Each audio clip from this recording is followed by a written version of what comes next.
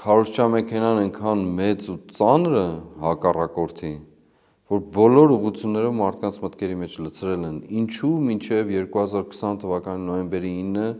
մարդիկ չէին վախենում պատերազմ։ Որտեղ պարտվել են, սկսել են վախենալ։ Ոչ միայն պարտվել են, ոչ միայն պարտվել են։ Պարտությանն էլ ձև կա։ Հազարավոր զոհերով ենք պարտվել, հազարավոր։ Հիմա էլ ասում են մենք էլ չենք ուզում, մենք էլ զոհ չունենք։ Տասնյակ հազարավոր մարդկանց վիրավորումով, անհայտության մեջ կորած լինելով, ռազմագերիներով ու գերիներով, այսինքն մի այնպիսի ահավորության եւ արհավիրքի պատկեր են ստեղծել, որ մարդկանց մտքի մեջ մնա դա ասելու համար հանկարծ որևէ ավելորդ բան չանենք,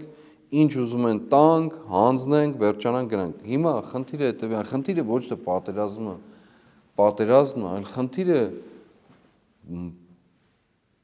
թե ինչպես է առաջնորդվում դա, այսինքն առաջին հերթին քո անվտանգությունը ապահովում։ Պատերազմի կանխարգելման միակ ձևը անվտանգության բացարձակ աստիճան ունենալն է։